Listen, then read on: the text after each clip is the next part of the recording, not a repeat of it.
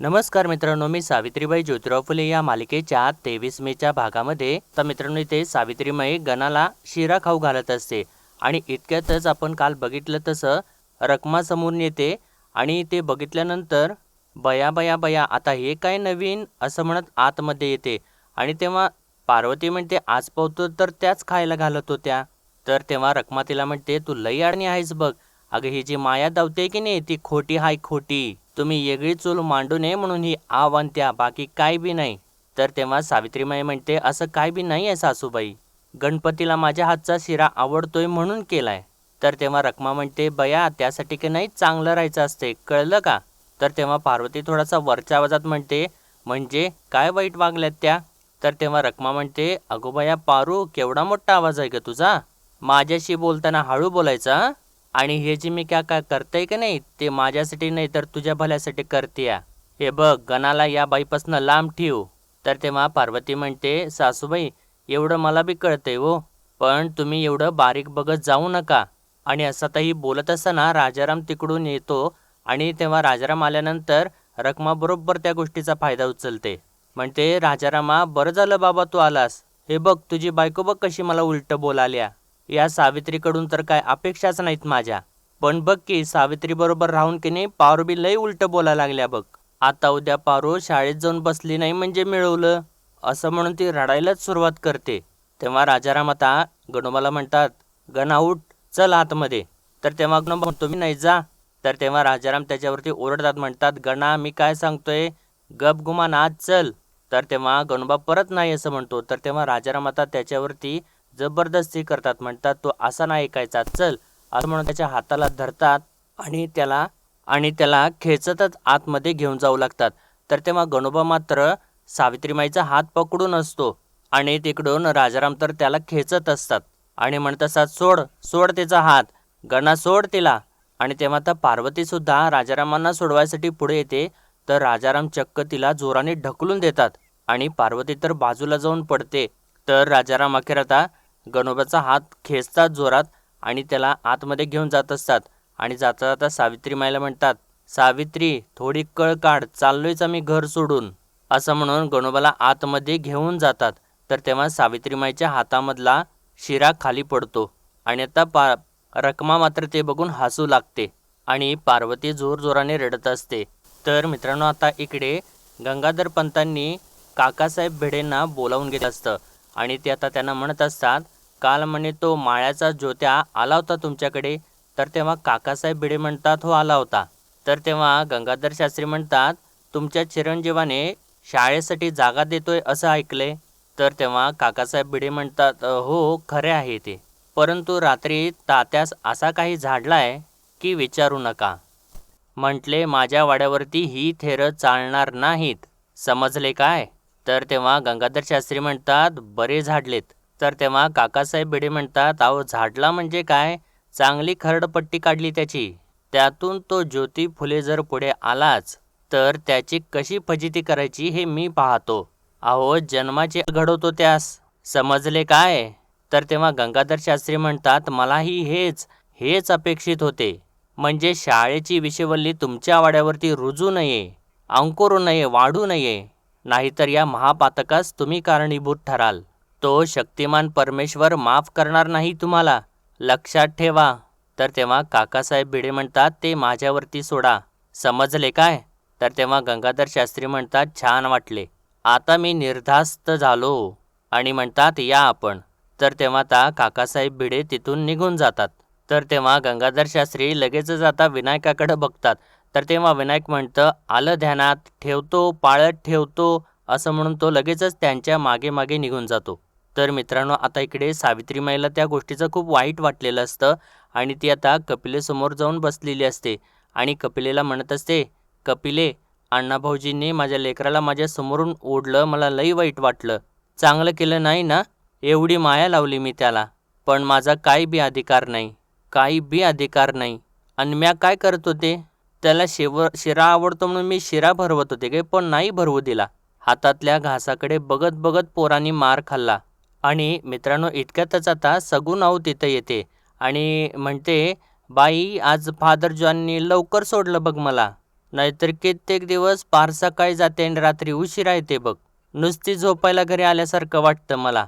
असं ती सर्व काही हसत बोलत असते, पण सावित्रीमाईचं तिच्याकडे लक्षच नसतं आणि ती एकदम उदास तिथं बसलेली असते. तर आता सगुणावला ते लक्षात येतं आणि ती 2 वेळेला तिला हाक मारते, "सावित्री, अगं ये सावित्री." तर आत्ता सावित्रीमाई तिच्याकडे बघते आणि म्हणते, "आऊ, तुम्ही केव्हा आलात?" तर सगुणाऊ म्हणते, "अगं मगाशीच आले. काय झालं गं? काय झालं? ध्यान नाही तुझं?"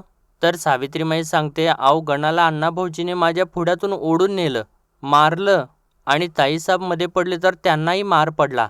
आणि जाऊन आऊंच्या समोर बसते आणि म्हणते, "अहो माझं लेकरं असतं तर असं ओढून नेलं असतं का? नाही ना? मला लई वाटतं मला माझं बाळ असायला हवं, माझ्या पोटी जन्मलेलं आणि त्याच्यावर दुसऱ्या कोणाचा बी अधिकार नसायला हवा. त्याच्यावरती भरभरून माया करावी, त्याचे लाड करावेत, हसवावं, रडवावं, रागवावं." असं सावित्रीमाई बोलत असते. इतक्यातच मित्रांनो बाहेरून आता ज्योतिराव, "सावित्री, अगं ये सावित्री" अशी हाक देतात. तर तेव्हा सावित्रीमाई लगेचच आपले डोळे पुसते आणि सगुणावला म्हणते, "यांना काही बी सांगू नका." आणि इतक्यातच ज्योतिराव आता एकदम खुश होऊन आतमध्ये येतात आणि म्हणतात, "सावित्री, गोडाचा शिरा कर आज."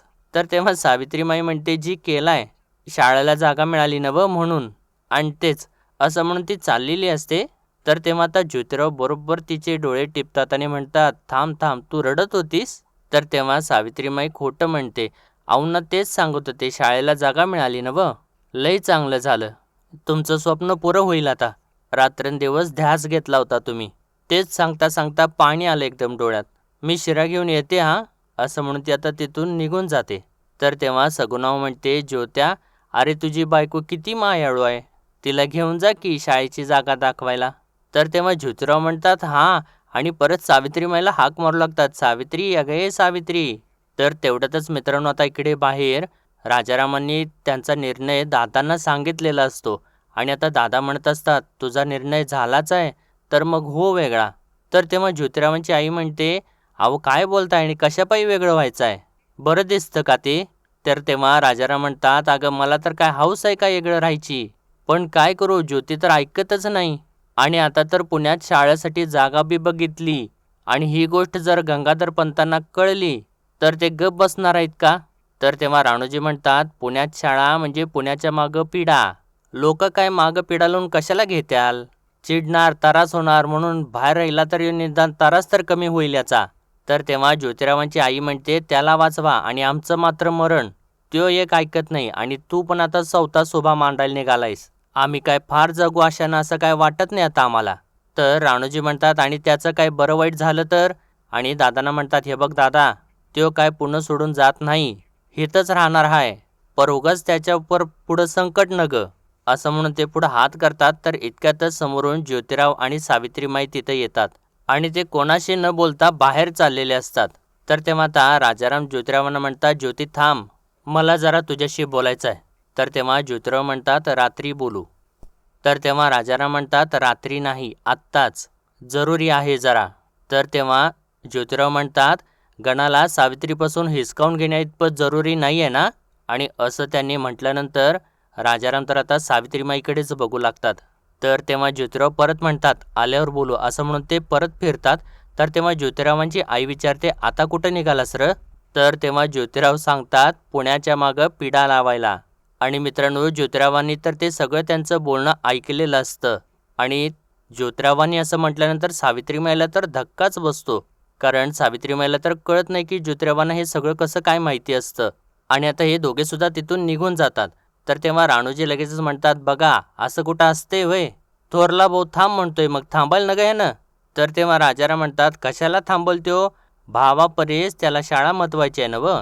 आणि हे सगळ्यांना म्हणतात, "बघा हे सगळं तुमच्या समोर चाललंय, आता तुम्हीच सांगा मी काय करू."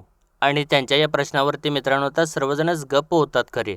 तर इकडे मित्रांनो आता ज्योतिराव आणि सावित्रीमाई भिडेवाड्यावरती पोहोचतात आणि इतक्यातच आता मोरोपंत सुद्धा धावत धावत तिथं येतात आणि हे म्हणतात, "अरे ज्योती, थोडा उशीर झाला." आणि सावित्रीमाईला म्हणतात, "माफ करा वहिनी." तर तेव्हा ज्योतिराव म्हणतात, "अरे पण पंतोजींनी शाळेत उशिरा येऊन चालत नाही." असं म्हणून आता हे तिघे सुद्धा हसत हसत आता आतमध्ये जाऊ लागतात. आणि जेव्हा आता ज्योतिराव या या असं म्हणून त्या दोघांना आतमध्ये घेऊन जातात आणि समोर बघतात तर तात्यासाहेबांनी जी खोली दाखवलेली असते त्या खोलीला तर कुलूप असतं आणि ते कुलूप बघितल्यानंतर ज्योतिरावांना तर धक्काच बसतो आणि ते म्हणतात या खोलीला कोणी कुलूप लावलं. तर इतक्यातच मित्रांनो आता काकासाहेब भिडे तिथे येतात आणि म्हणतात मी लावले आणि सांगतात ही खोली तुम्हाला देता येणार नाही. आणि त्या खोलीच्या दाराच्या आडवे येऊन उभे राहतात आणि म्हणतात समजले काय. तर तेव्हा ज्योतिराव म्हणतात पण तात्यासाहेबांनी ही खोली दाखवली होती. तर तेव्हा काकासाहेब भिडे म्हणतात तो काहीही दाखवेल हो, वाडा त्याच्या नाही माझ्या बापाने बांधलाय समजले काय. तुम्ही असे करा ही पलीकडची खोली घ्या. आणि असं त्यांनी सांगितल्यानंतर हे तिघेसुद्धा मागे वळून बघतात. तर काकासाहेब भिडे पुढे म्हणतात म्हणजे मला शिवता शिवत होणार नाही आणि तुमचा गाढव गोंधळ मला ऐकू येणार नाही समजले. तर तेव्हा सावित्रीमाई म्हणते होय पण त्याला कुलूप आहे. तर तेव्हा ज्योतिराव म्हणतात कुलूप आहे खोलीला त्या कुलपाची चावी मिळेल. तर तेव्हा काकासाहेब भिडे म्हणतात चावी हरवली आहे त्या कुलपाची. तर तेव्हा मोरोपंत म्हणतात आता रे ज्योती. तर तेव्हा ज्योतिराव म्हणतात चावी हरवली असेल तर कुलूप फोडावं लागेल फोडू कुलूप. तर तेव्हा काकासाहेब भिडे म्हणतात फोडा बघा फुटते का ते. असं सांगून ते आता तिथून निघून जातात. तर तेव्हा आता ज्योतिराव मोरोपंतना इशारा करतात. तर तेव्हा मोरोपंत आता बाहेर जातात आणि बाहेरून दगड घेऊन येतात. तर तेव्हा आता ज्योतिराव ते दगड आपल्या हातात घेतात आणि कुलूप फोडायचा प्रयत्न करू लागतात आणि थोड्या वेळाने प्रयत्न केल्यावर ते कुलूप फुटतं. तर तेव्हा सावित्रीमाई आणि मोरोपंत दोघेसुद्धा खुश होतात आणि ज्यावेळेस आता ज्योतिराव ती खोली उघडतात आणि समोर बघतात तर त्यांना धक्काच बसतो. कारण समोर सगळीकडे खूप सारी जाळी जळमटं असतात आणि एकदम सगळं सामान इकडं तिकडं अस्ताव्यस्त पडलेलं असतं. आणि मित्रांनो ही तर आडगळीची खोली असते. तर तेव्हा ते सगळं समोर बघितल्यानंतर या तिघांना सुद्धा खूप मोठा धक्का बसतो. तर तेव्हा ज्योतिराव आलोच असं म्हणून बाहेर निघून जातात आणि तेव्हा काकासाहेब भिडे तिथून बाहेर चाललेले असतात. तर तेव्हा ज्योतिराव त्यांना काकाशी हाक मारतात आणि थांबवतात आणि म्हणतात काल ती तात्यासाहेबांनी दाखवलेली खोली असं ते म्हणत असतात. तर तेव्हा काकासाहेब भिडे म्हणतात ती मिळणार नाही. हे आवडली तर बघा नाहीतर तुमचे ते शाळेचे थोतांड बंद करा समजले काय. असं म्हणून ते रागारागात आता तिथून निघूनच जातात आणि म्हणतात शाळा काढतायत मुलींची शाळा काढतायत. तर मित्रांनो आता ज्योतिरावांच्या समोर तर खूप मोठा प्रश्न पडलेला असतो परत. तर इकडे मित्रांनो आता ज्योतिरावांची आई जी असते ती स्वयंपाक करत असते. तर तेव्हा पार्वती तिथे येते आणि म्हणते अहो सासूबाई तुम्ही कशापायी करताय मी करते की. तर तेव्हा ज्योतिरावांची आई म्हणते नग बाई माझं दळण मलाच दळू दे जा तू. तर तेव्हा पार्वतीच्या डोळ्यात थोडंसं पाणी येतं आणि ती म्हणते अहो म्या करते की. तर तेव्हा ज्योतिरावांची आई म्हणते जा ग बाई तू जा. आणि आता मित्रांनो पार्वती मागं फिरते पण थोडं पुढं जाऊन परत ती मागं बघते आणि तिच्या डोळ्यात खूप पाणी आलेलं असतं. तिला त्या गोष्टीचं खूप वाईट वाटत असतं आणि अखेर ती आता तिथून निघून जाते. तर तेव्हा आता दादा ज्योतिरावांच्या आईजवळ येऊन बसतात आणि म्हणतात चिमणा ग काय चाललंय घरात. माझ्या डोळ्यात देखत घरात 2 चुली होत्याल असं कवा वाटलं नव्हतं ग. पण भोगच म्हणायचं दुसरं काय. तर तेव्हा ज्योतिरावांची आई म्हणते राम लक्ष्मणासारखं 2 भाऊ पण आता ही तरा. तर तेव्हा दादा म्हणतात माझा राजाराम असा नव्हता मयाळू आहे तो. दादा म्या करतो दादा म्या धरतो. दादा तुम्ही बसा दगदग करू नका. आणि त्योच त्योच राजाराम माझा आता चिडकोर झालाय. तर तेव्हा ज्योतिरावांची आई म्हणते अहो आजपतो राजारामांचा हात कधी वर गेला नव्हता. अहो पारूला मारलं हो त्यानं. ती बिचारी एका शब्दानं काय बोलली नाही. पण हे बरं नव्हं. तर तेव्हा दादा म्हणतात काय करायचं मग. तर तेव्हा ज्योतिरावांची आई म्हणते आणि दुसरीकडं ज्योतीची शाळा काय करायचं व शाळा काढून काय लाभ होणार आहे. लाभ जाऊ द्या पण चांगल्या लोकांचं वैर पडायचं पदरात. पण ज्योतीच्या काळजीनं डोळ्याला डोळा लागत नाही हो. एकीकडं त्याचं खूळ आपल्याला झेपत नाही आणि दुसरीकडं त्याच्या वाचून करमत बी नाही. कवा संपायचं वय दळण. असं या दोघांचं बोलणं चालू असतं मित्रांनो. आणि इकडे आता ज्योतिराव परत काकासाहेबांच्या बरोबर बोलून आतमध्ये येतात. तर तेव्हा मोरोपंत म्हणतात ज्योती अरे ही तर आडगळीची खोली आहे. उजेड नाही वारा नाही आणि ही सगळी घाण आणि हा दर्प बघितलं किती दिवस खोली बंद आहे देव जाणे. तर तेव्हा ज्योतिराव म्हणतात त्यात ते भिडे बाबा त्यांचा कर्मठपणा रोज सतावणार. तर तेव्हा मोरोपंत म्हणतात त्यात ते कधी काय बोलतील काही सांगता येत नाही. त्यामुळे अशा वातावरणात इथे शाळा शक्यच नाही. आणि हे दोघे असं बोलत असतात तर तेव्हा सावित्रीमाई एकदम बाहेरच निघून जाते. आणि मोरोपंत असं म्हटल्यानंतर ज्योतिराव म्हणतात मला पण तेच वाटतं. ठीक आहे, उद्या परवा तात्यासाहेब आले का सांगू त्यांना. तर तेव्हा मोरोपंतसुद्धा म्हणतात हो चालेल, मग आता आपण निघूयात. असं म्हणून आता हे दोघेसुद्धा बाहेर चाललेलेच असतात आणि बाजूला बघतात तर सावित्रीमाई तिथं नसतेच. तर तेव्हा ज्योतिराव विचारतात सावित्री कुठे गेली. तर तेव्हा मोरोपंत सांगतात त्या आपल्या अगोदर बाहेर गेल्याही. कदाचित या सगळ्या प्रकारात नाराज झाल्या असणार, शिवाय एवढ्या धाडीत त्या दम काढणार नाहीत रे. तर तेव्हा ज्योतिराव म्हणतात त्या भिडे काकांनी सगळी गडबड केली. तात्यासाहेब नसल्याचा त्यांनी फायदा उचलला. चल निघू असं म्हणून ते चाललेले असतात. इतक्यातच मित्रांनो आता सावित्रीमाई झाडू घेऊन आतमध्ये येते आणि तिला बघितल्यानंतर या दोघांना तर धक्काच बसतो आणि सावित्रीमाई तर त्या दोघांच्याकडे बघतच असते आणि म्हणते मालक अव आपल्या मोर शिवरायांचा आदर्श आहे. हा भिडेवाडा आपला तोरणा आहे तोरणा. स्त्री शिक्षणाचं तोरण याच वाड्याला बांधूया आणि शाळेची सुरुवात करूया. हा किल्ला हातातून जाऊ देऊ नका. काय बी डागडुजी असेल ना आपण करू. व्हा माग. आणि असं सावित्रीमाई बोलत असताना मोरोपंत तर हसतच असतात. त्यांना खूप आश्चर्य वाटलेलं असतं आणि धीर सुद्धा आलेला असतो आणि ते सुद्धा लगेचच आता सामानाची इकडे तिकडे हलवाहलव करायला सुरुवात करतात. आणि तेव्हा ज्योतिराव पुढे जातात आणि सावित्रीमाईचा हात पकडतात आणि तिच्या हातामधून तो झाडू आपल्या हातात घेतात. तर इकडे मित्रांनो आता दादा नेमकं तेच बोलत असतात, शाळेचं याड ज्योती पुरं करणार. तर तेव्हा ज्योतिरावांची आई म्हणते अव माझं लेकरू मला ठाव नाही का. अव पर ही माणसं त्याला धारावर धरणार. पुण्यातली लोक त्याला सुखानं नाही जगू देणार हो. तर दादा म्हणतात म्हणूनच म्हणतोय म्या, राजाराम वेगळा राहतोय ना, राहू दे त्याला, निदान आबदार तरी राहील. तर तेव्हा ज्योतिरावांची आई म्हणते अव तेच तर पटत नाही नवं.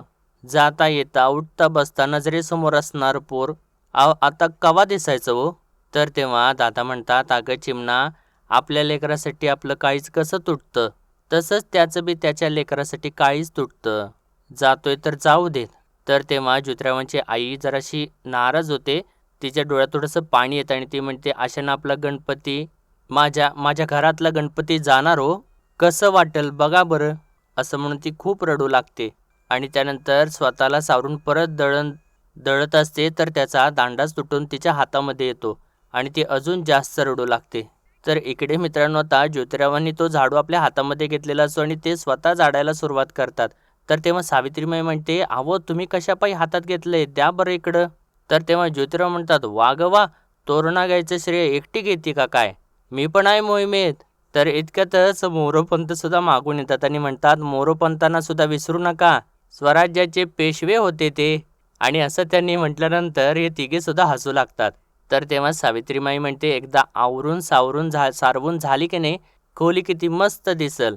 आणि तेव्हा ज्योतिरावांना ठसका लागतो. तर सावित्रीमाई म्हणते द्या इकडं, मी म्हटलं ना एक वेळ बाई शिकल, पण पुरुषांना घरातली कामं नाही जमायची. तर तेव्हा ज्योतिराव म्हणतात माझं काही नाही आहे, ते कोणीतरी आजारी पडलं होतं तेव्हा स्वतः भाताची पेज करून खायला घातली होती. तर तेव्हा सावित्रीमाई म्हणते अजून ध्यानात आहे की ते माझ्या. तर तेव्हा ज्योतिराव म्हणतात मग. तर सावित्रीमाई म्हणते का हो, मीठ होतं का त्याच्यात. तर तेव्हा ज्योतिराव म्हणतात तू आत्ता सांगतेस. तर तेव्हा सावित्रीमाई म्हणते काय करणार, मायेनं केलं होतं ना, माया तेवढी ध्यानात राहिली. तर असं सावित्रीमाईने म्हटल्यानंतर ज्योतिराव तर हसूच लागतात. तर मित्रांनो आजच्या भागामध्ये एवढंच आणि पुढील भागामध्ये आपण पाहणार आहोत. आता तात्यासाहेब भिडे आलेले असतात आणि ते ज्योतिरावांना विचारतात शाळा कधीपासून सुरू करताय. तर तेव्हा ज्योतिराव म्हणतात उद्यापासूनच सुरू करायचा विचार आहे. तर तेव्हा तात्यासाहेब म्हणतात शुभस्य शीघ्रम असं सांगून ते आता बाहेर निघून जातात. तर त्यानंतर मित्रांनो आता रात्री राजाराम चाललेले असतात. तर तेव्हा ज्योतिरावांची आई म्हणत असते नको जाऊस रे. तर तेवढ्यातच ज्योतिराव आणि सावित्रीमाई तिथं येतात आणि ज्योतिराव सुद्धा म्हणतात मला सुद्धा तेच वाटतंय, आईला दादांना काय वाटल.